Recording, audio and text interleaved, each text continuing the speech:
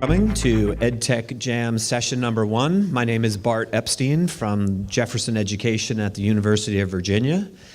We have a good show for you this morning. We have 6 CEOs that are ready to share with you what they are building and how it can help you. I'd like to tell you about the format.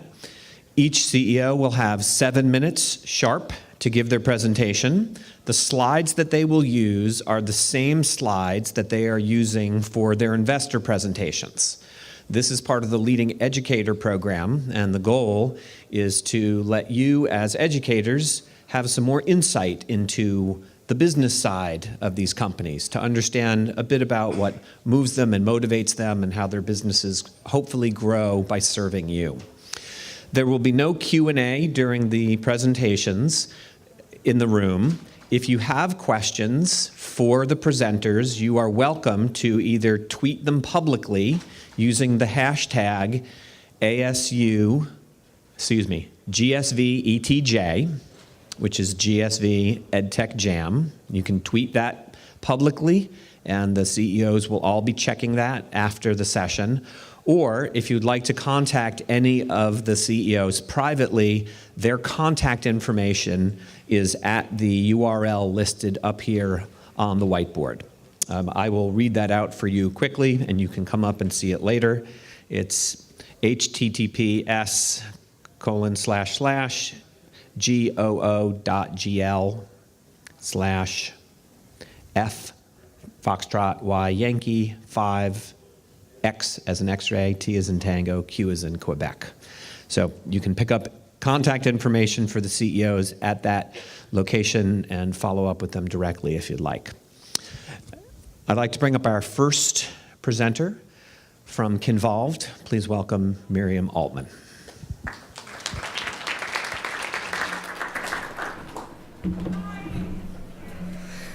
Hi everyone, good morning. Thank you so much for being here. Really excited, it's my first time at this conference. Before we get started, could I just get a show of hands? How many of you are educators in the room? Okay, good number. How about administrators at the school level? Any district leaders? Okay, good. How about something else? Okay, cool. Good to see all of you here. And I'm the co-founder and CEO of Kinvolved. I'm going to tell you a little bit about what we do today. We are specifically focused on helping schools increase student attendance rates. That includes reducing chronic absenteeism, increasing average daily attendance, and decreasing lateness to school and between course periods for middle and high schools. Every 26 seconds, a student in the United States drops out of high school. So that means over the course of the next 7 minutes, more than 14 students will have dropped out. A recent study by the Gates Foundation found that 70% of recent dropouts said that the best way to have kept them in school would have been to better communicate with their families. However, more than half of those dropouts reported their parents were never informed with information as foundational as whether or not they'd shown up to school. This issue really hits home for me. Like many of you, I was a school teacher in New York City public schools. I taught high school history, mostly global history, and over the course of my time in the classroom, I taught hundreds of students like Alexandra, whom you see here. And as you can tell because she's holding her cap and gown, this is Alexandra's graduation day. And by the smile on my face, you can see that I'm beaming ear to ear. I was really excited on this day, in particular for this kid, because 4 years prior, when she was in my 9th grade class, she had already missed more than 80% of the school days within the first 6 weeks of school. As a result, of course, she was failing all of her classes. Now, being a new teacher, I assumed that we had some kind of mechanism in my school to reach parents with information as foundational as whether or not their kids were coming to school. And I was frustrated because I thought that parents were choosing to be disengaged. But what I found was that when parents like Alexandra's mom started coming into conferences, it was the first time for many of them that they were informed about their students' attendance, let alone their grades and their performance in school. So this is sort of when the light bulb went off in my head, and I was able to develop a relationship with Alexandra's mom, as well as with many other parents, that helped immediately improve student attendance, their academic progress, and eventually helped increase their graduation rates. Now, as a teacher of more than 100 students at any given time, unfortunately, we really didn't have the capacity to reach all of the students' parents that I needed to on a given day. And so that was the sort of idea behind, or the inspiration behind, co-founding Kinvolved. We are focused on, again, helping schools increase student attendance. We elevate attendance, making it central to the culture of the school and incredibly important. We ignite collaboration, enabling communication about attendance information as well as other critical information between schools and families. And we develop partnerships that enable schools and families to work effectively together. We provide both a mobile and a web application that schools, teachers, as well as administrators are using to track attendance, to, with a click of one button, send instant text message and or email communication to up to 10 contact people per kid who's absent from or late to class. They receive this information via text without ever having to log in or opt in to our system, and can communicate directly back with the teacher or the administrator in a secure format. In addition to the communication, we have critical data by student, by class, or by school that helps inform interventions that are actually working to get kids back to class. We work with community-based organizations, so nonprofits that often receive grant funding to improve student attendance or decrease dropout rates in their communities. We work with districts as well as individual schools, and more recently, we're starting to work with organizations like the New York City Department of Probation to help track attendance and increase communication. We have an annual subscription. We have a setup fee that's annual that is between $1,000 and $3,000, depending on the complexity of the setup, as well as $7 per student per year. That includes the training for all of your staff, as well as the text message and email support, and any other technical support that you need along the way. Our clients are really happy. We have more than a 92% renewal rate from 2014-15 to 15-16. We've actually been really proud that even as a small company, we've very much put in front of our minds the importance of tracking our efficacy. We've seen that, for example, at CS211, there was a 2.2% increase in average daily attendance. Now, this school started already at 91.5% attendance, so this was a huge milestone for them between 2014-15, 16-17. At another school in the South Bronx, our country's poorest congressional district, they are able to see a 28% decrease in chronic absence. And 9 out of 10 teachers are saying that Kinvolved is improving their communications with families. Many other teachers, for example, Mr. Prodfut at Brooklyn High School for the Arts, are reporting how Kinvolved is affecting reductions in lateness to school and between class periods.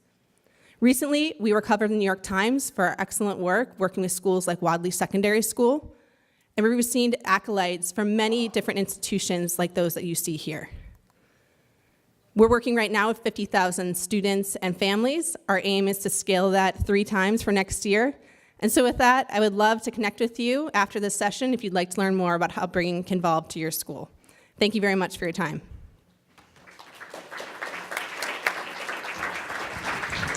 Thank you, Miriam. Next, we'd like to bring up Max Brody from Kaizena. Welcome, Max. Thank you, Bart. So, as Bart mentioned, I'm Max from Kaizena, and before we begin, I'd really like my slides. Oh, thank you. Before we begin, I'd like to play a quick strategy game, and it works like this. How many of us in this room are administrators? Okay, so for those of us who aren't administrators, let's pretend that we're administrators. And let's try to figure out which of these is the most effective teaching practice. So there's stuff up here for those of you who can't see, like mastery learning, homework, extending school time, tutoring, more parent engagement. And any ideas? Tutoring. It's a good choice. Feedback. Interesting. So the gentleman in front did get it correct, because lucky for us, there's a nonprofit research foundation in the UK called the Education Endowment Foundation that sought to answer this question. And feedback comes out at the top of the list. Now, this foundation measures effectiveness in terms of months of additional learning per year. Focusing on feedback is worth 8 additional months of learning per year. 8 additional months. So that means that feedback is more effective than most things we're doing in schools today. It's also the basic process of all intelligent systems. You know, as a computer scientist, when we teach machines how to learn using machine learning, feedback is the basic process of all artificial intelligence models. It's also everyone's natural learning process, whether you're swinging a baseball bat, playing a piano, or riding a bike. So our mission at Kaizena is increasing the speed and quality of feedback that students receive on their work. Let's talk about speed for a moment. When you first learned to ride a bike, chances are you fell off after about 3 feet. Now imagine if you couldn't get back on and try again for another 2 weeks. And as ridiculous as this sounds, it's quite common for students to wait 2 or more weeks to receive feedback on their work. So what about quality? Well, today, grades are the most common form of feedback that students receive on their work. And for simple tasks, grades are actually okay feedback. It's not horrible.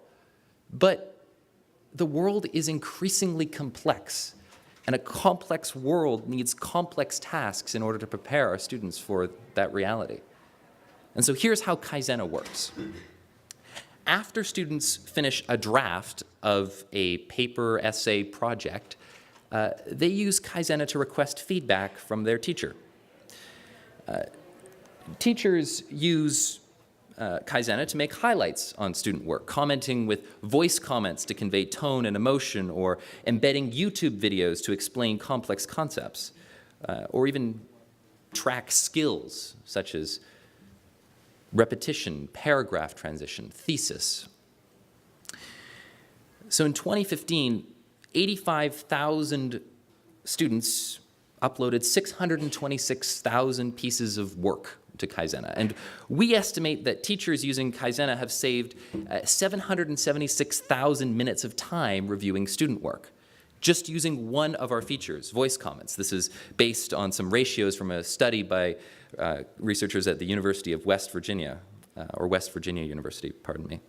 Now, as wonderful as all of this is, we've learned that there's an upper bound to the current approach of feedback in the classroom. There's one teacher and 120 students. Can't get around it. And so we call this the 1 to 120 problem. Reviewing takes teachers 10 to 14 hours a week, almost always on evenings and weekends. And even with Kaizena, students don't get anywhere near enough feedback.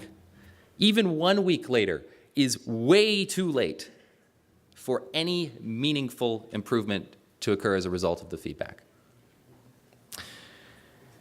So we've realized that everything we've done to date mitigates the problem of feedback. But how might we completely solve the 1 to 120 problem?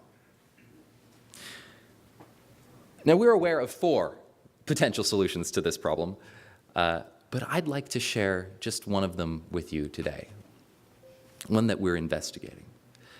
And we call it remote reviewers. So David is an English teacher at Menlo Park City School District in Menlo Park, California. He enjoys a casual relationship with his students, and I'm speaking with him at the back of his classroom while students work away at their essays that foreshadow his weekend. Now, David tells me he's only been a teacher for 2 years, that he came to teaching after working 13 years as a management consultant in New York. Now, like every other teacher, David suffers from a feedback workload beyond the number of hours in his day. But unlike most teachers, David also knows how he would have dealt with this problem in his previous life as a management consultant. Delegate.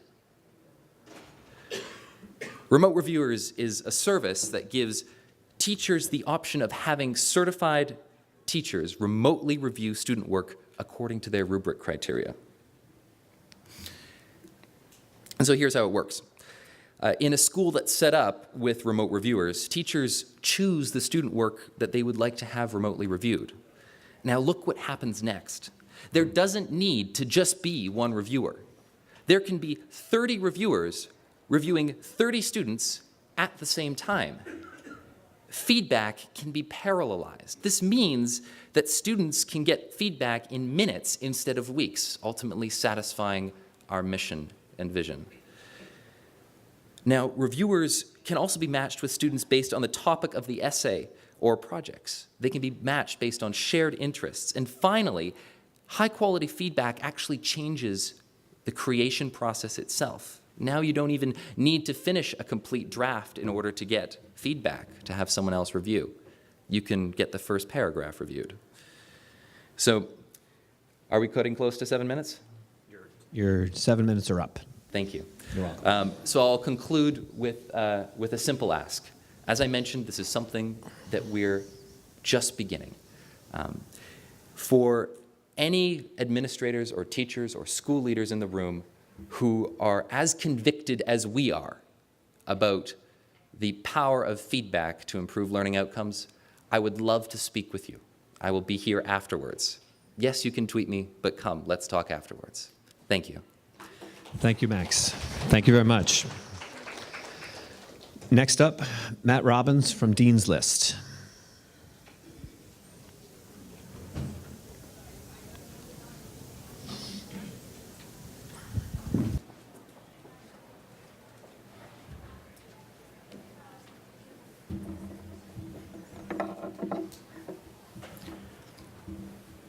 Hi, everyone. Thanks so much for coming today.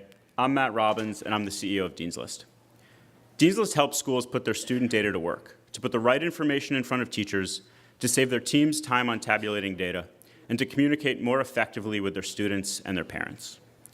Now, when we talk about student data, the first thing that everyone thinks of is grades. But DeansList goes beyond grades. We pull them from an SIS system, and we focus on everything non-academic that creates an environment where students can learn successfully and where schools can foster social, emotional skills. Things like behavior, homework, and attendance. So administrators can answer questions like, are our kids missing too much school? Is their behavior getting in the way of their learning? Or are they just simply disengaged in some of their classes, not completing assignments, and falling behind? Also, referrals to the office and communication. How often are we sending kids out of class? How much class time are they missing as a result, and why? And how are we communicating information about our students, to them, to their families, and internally among our teams? Now, all of this data is interconnected.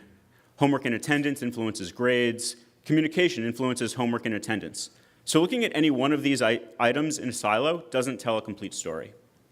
On top of that, in middle school and high school, teachers are seeing about 80 to 100 students every day, and every one of those students has 5 to 7 teachers. So chances are an individual teacher only sees a small slice of what's going on with any one of their students.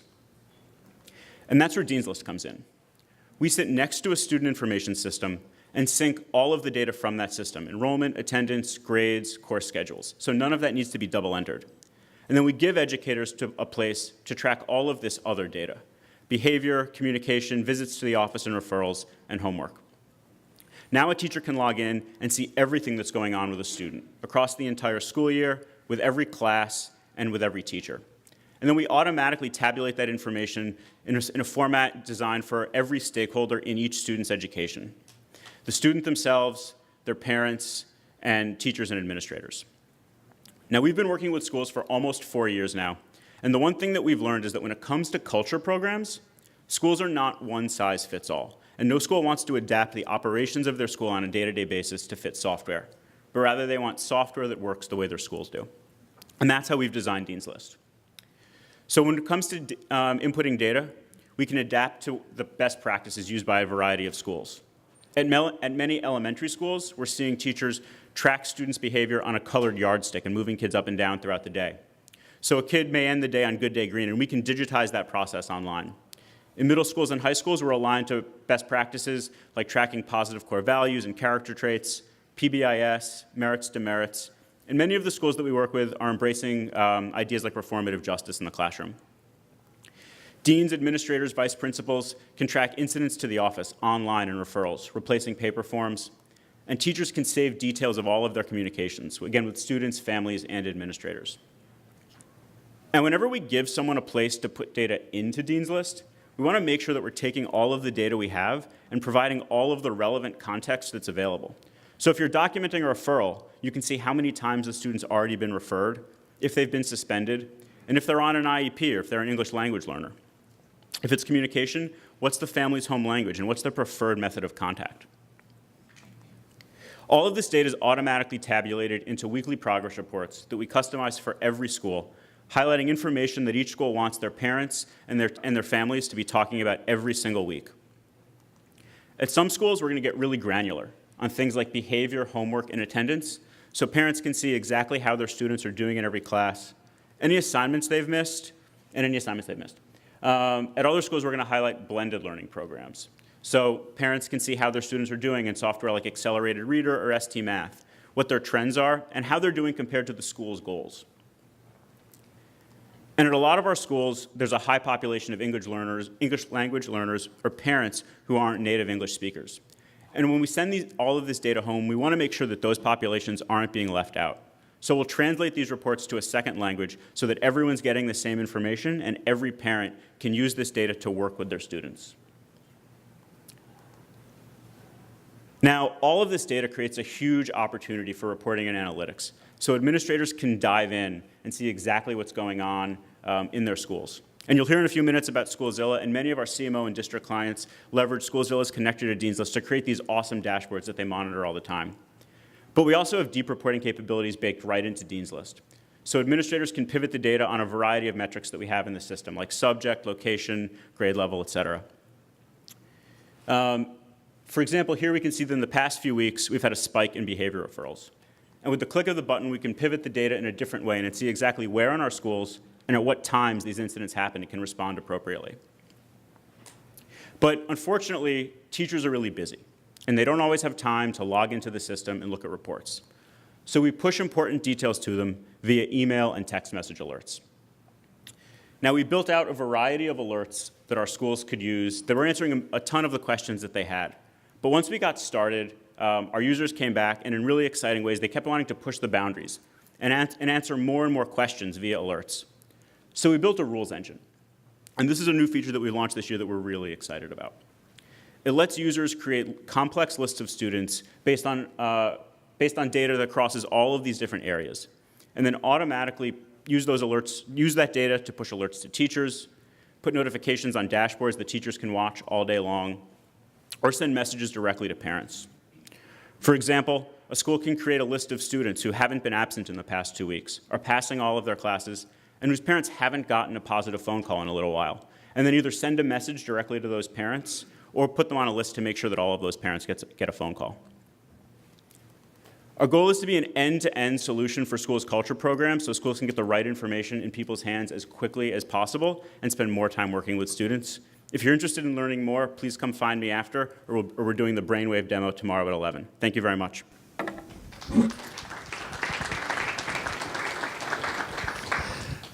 Thank you, Matt. Next up, please meet Aaron Feuer from Panorama Education. That's Aaron Feuer. Sloppy handwriting. I got not a good grade in 3rd grade. Fever's okay, as long as it's not sewer or Feuer, Fever's in good shape. Good morning, everyone. My name's Aaron Feuer. I'm the CEO of Panorama Education. We help schools run feedback survey programs of students, parents, and teachers, and measure social emotional learning. We work with about 4 million students across the country right now. But I'd actually love to take you guys back for a second to my high school experience. So the roots of Panorama were I went to a big public high school in LA Unified. I remember we had 5,000 students at my high school. And there's nothing like being a high school student, having 1,600 kids in your freshman class, and then seeing 800 students walk the stage your senior year. And I remember as a student in high school, one of the really wonderful things about being in LA was there's this really great student organizing structure. So we're going to high school here at the peak of the budget crisis in Los Angeles. I was class of 2009, and we were trying to figure out a simple question. So what can we do as students to make our school better? And we're looking around with all these talk about test scores and no child left behind. One of my formative memories was students protesting Save Our Principal. They were trying to fire our principal because we missed an NCLB target. And we were trying to figure out what can students do to make school better. And I got recruited as an organizer and ended up spending my high school experience organizing other students across LA and across California, trying to answer the simple question, what can we do as students to make school better? We were asking, what is it? We want to be here for love of learning. We want our parents involved. We want our teachers to really care about us. This isn't quite the school we want to be safe, not quite the school that we're seeing every day. So we had a really simple idea in the early days. We were trying many, many things. One idea we tried was working with student councils across the state, trying to get programs off the ground to give a voice to students, parents, and teachers. And fast forward to 4 years ago, I was a junior in college. Looking back on this experience, we had about 10 student councils doing these programs to organize and give students a voice and give parents a voice and give teachers a voice. It wasn't really what we saw as success. So 4 years ago, I decided to start Panorama as college students to flip this and say, we want to work with school districts to say, what does it take to give every student, every parent, every teacher a voice? And how do we grow social emotional learning in schools? And as college students, we first signed up a couple districts in Connecticut, then 25 districts in Connecticut, and then 30 districts across the country by the time we graduated, for a really simple tool that schools could use to survey their students, parents, and teachers. So fast forward to today. I'm going a little bit out of order because I like starting with the why first. So fast forward to today, Panorama has 3 tools that we work with schools on. The first piece is feedback surveys of students, parents, and teachers. The second piece is measuring social emotional learning. Grit, growth mindset, what are all these things that got all of us here today but aren't really captured by PARC or SBAC? And then finally, playbook. For all the issues we've been looking at, we've been collecting suggestions and recommendations from educators across the country. So right now, our schools use Panorama to tackle 5 particular outcomes. How do we improve teaching and learning through the power of student feedback? How do we improve family engagement by gathering data for why parents are and aren't involved? How do we improve school climate and culture so every student, every parent, every teacher loves coming to school every day? How do we grow social emotional learning? And how do we improve attendance? And today I'm really excited to share, 4 years after our founding, we just passed 250 school districts that have adopted Panorama district-wide. Smaller districts like La Cañada and Redwood City. Next month, every student in New York City is going to be experiencing Panorama. In San Francisco and Dallas and Tulsa and Seattle and Santa Ana, we currently serve about 4 million students across the country with a team of 55 based in Boston. And so Panorama today is based on 3 really simple pieces. So first, we help schools gather data through surveys and SEL assessments about things that matter.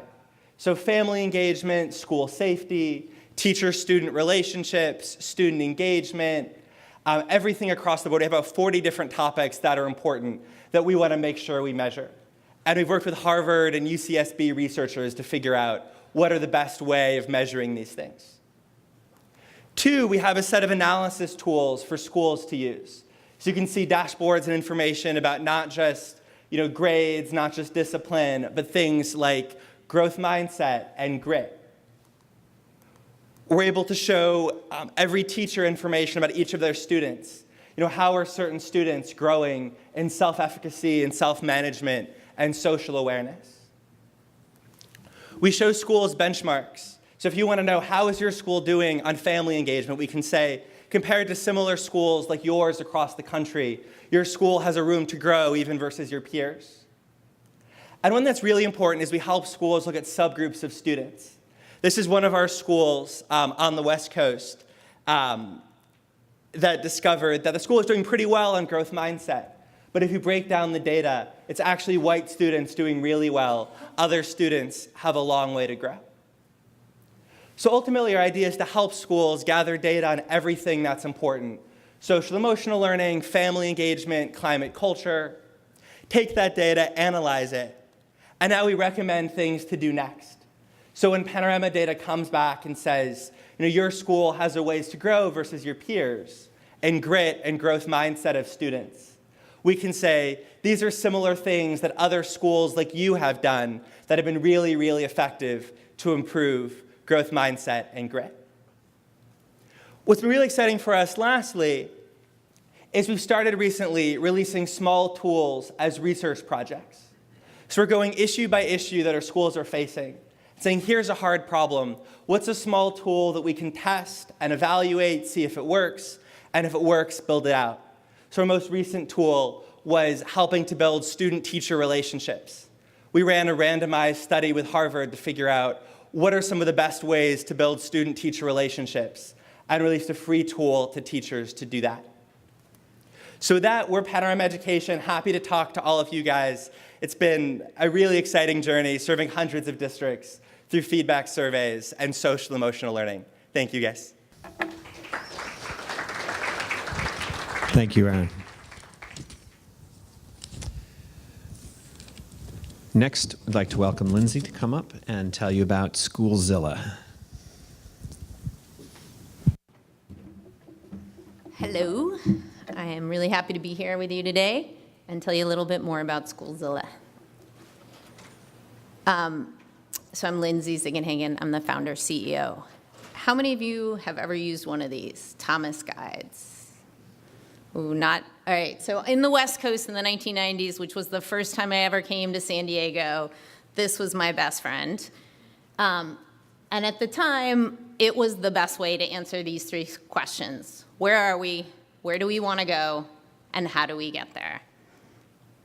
It had this great overview page. It had all these different different parts of the city, and you could double-click to get more detail, though, of course, double-click meant turning the page of the book. And then you would see a great map, and it had rocket science at the time, this index that you could look up an actual address, any address on any street, and find out which page you could find it on. So, it's A1 on this page if this was actually the right page. And again, from today's point of view in 2016, this seems like an old-fashioned tool. But people liked it because they could actually answer these questions. And principals and superintendents and teachers come to us every day because they don't even have a Thomas guide to answer these questions. We started Schoolzilla and spun it out of a school system 3 years ago to make it commonplace and easy for people in schools to actually get answers. Schoolzilla is a public benefit corporation whose mission is to enable people to use data to improve education for students, especially students from underserved communities. And in 3 years, we've grown to serve more than 140 school districts, more than 1 million students, 70% of which qualify for free and reduced lunch. And just last year alone, we grew our subscription revenue by 2.5 times. And why have these school systems joined the Schoolzilla community? And why have these nonprofits contracted with Schoolzilla to deliver services to the school systems that they serve? It's because they can't get answers to those questions. They tell us, first, data is scattered everywhere. It's in more than 36 different systems. And many of those systems, when I go to them, are not designed for insights. Many of them don't fit into my practice when I'm trying to reflect on what's going on. And when someone does take the time in the central office to give me data that is useful, it often comes too late and is stale. And then often it doesn't seem that accurate, and I don't really have a good way to test or drill down to see if it is. We created Schoolzilla so everyone in the school system could have one place to go to get insights and find out where they are, where they're going, and where they want and get there. So it's the one place, we call this data wall after the actual walls in principals' offices and teachers where they track data. So it's a place a teacher can go when she's preparing for a parent-student-teacher conference and get a quick view in a couple of minutes about what is going on with this child, from grades, attendance, ACT results, behavior data from grade systems like the ones here, 2 years of state test results. You can see how she's doing on the formative assessments. So she can spend her time actually focused on the child and the family. It's the place a principal can go to see how her school is making progress on chronic absence compared to the district's goals, and can drill down to actually see attendance data and make that call to a parent and understand the attendance patterns. And lastly, it's a place the district leader can go to see how his schools are doing on the district's strategic plan. We really focus on making data holistic, real-time, trusted, and explorable. And we do this by making it very low lift for districts to get data into Schoolzilla and start using it. We've built more than 90 connectors to existing software systems, and we're building more every day. So not just SIS systems, but also assessments, teacher observation, blended, and other areas that are important in school operations. We also know that a lot of this data quality is not that great, and we provide tools to help school administrators improve the quality of that data so that they can answer, where are we, where do we want to go, and how do we get there? And of course, it is 2016. It's not 1996 anymore. And so we're not stuck on a piece of paper. And we have the ability to add things like Waze does on expert opinion about if you're trying to go somewhere, how have others gotten there? And we add current conditions. Normally, it might be best to take a highway, but not today. And provide benchmarking so you can understand what others are doing. And lastly, information that's relevant to your unique situation. Because when the adults, the hardworking people in school systems have the tools to get where they need to go, students are going to get where they need to go. We're able to do this work as a public benefit corporation thanks to mission-driven investors like Reach Capital and K-4 Capital and others. I'd love to hear more about what data struggles you're dealing with in your school system and whether we could be helpful in creating a vision and realizing it for everyone to answer those questions in your school system.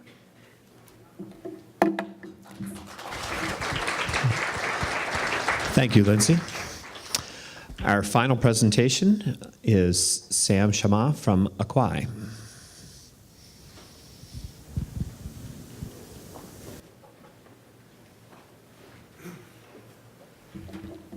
Hi, my name's Sam, and I'm the CEO of Acquai. So it's well known that grades and test scores aren't accurate indicators of a child's future success as an adult.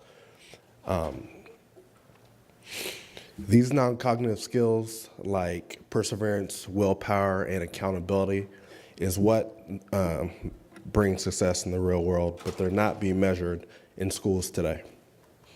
To solve this issue, our team has went through countless scientific research papers, and we're able to find 500 studies that we're able to implement into an artificial intelligence program that has the ability to measure non-cognitive skills. So it's been a 5-year research and development process, and this is the outcome. The Acquai mobile app incentivizes students to track the steps that they're taking towards their goals, and then it connects them with accountability partners like relatives and classmates for periodic check-ins.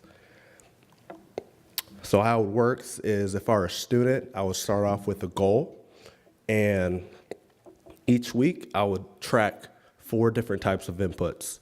The first are called tasks. These are things the student's trying to do on a daily or weekly basis. Next are unproductives, which are habits the student's trying to avoid. Third are ratings, which are things they can rate themselves on from 1 to 10, kind of like a self-evaluation. Then lastly, they'll just answer open-ended questions. So using our app revolves around a simple 3-step process. First step in that process is called updating their log. This is where they'll get an alarm notification and they'll be reminded to update their tasks, objectives, ratings, and questions. Next, they'll view one of their accountability partners' progress and say something motivational or positive. We call this sending joy. Third is someone else will do the same for them, and it's called receiving joy. So there's a lot of gamification elements built into our software, so students are able to earn gems and other virtual awards. This process continues on a weekly basis to help the students instill positive habits. So all this can be done in just 5 minutes per week. It can be done on a phone, tablet, or regular computer for kids who don't have mobile devices. So it's a quick 3-step process, only takes 5 minutes, like I said, but what our algorithm does is turn that into over 1,500 data points. This is all summarized into the 8 non-cognitive measurements you see here. Each one's measured independently and scored on a scale from 1 to 200.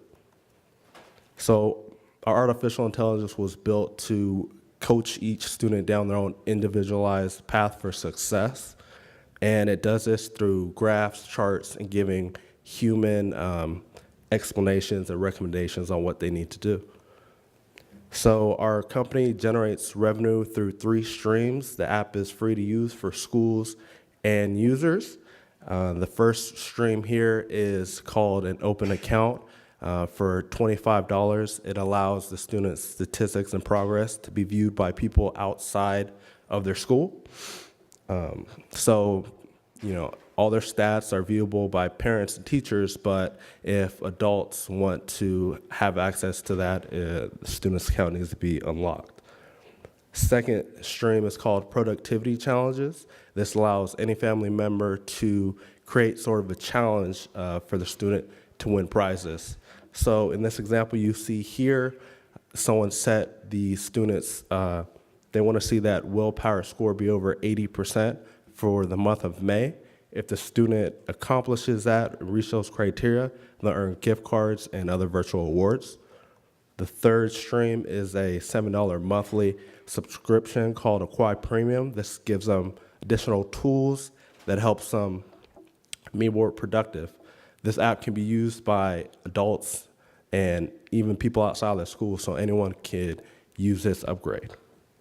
So we've gotten support from Arizona State University, who funded us through a grant, which basically let us take our research out of the basement and into their knowledge and innovation center in Scottsdale, Arizona. So our team, it's been a long journey for us, but we're really passionate about seeing students succeed. So me, myself, I've been working on virtual reality algorithms and games for the past 14 years. I've also worked with Google and Apple on various projects. Our CTO, Justin, has been working in software for the last 13 years. He also started a digital media company called Digital Shift before joining our team. And Allie, who is our CMO, works currently for the Knowledge and Enterprise Marketing Division of ASU. I hope to talk to any of you guys if you have any more questions. Thank you.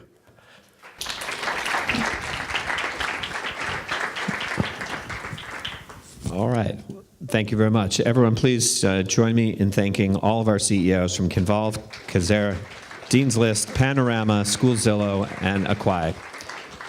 Great to see entrepreneurs working hard to hear what you think, and please don't hesitate to reach out to them through the contact or to discuss anything that you may have on your mind, including your tough questions, to help them get better. Thanks for coming.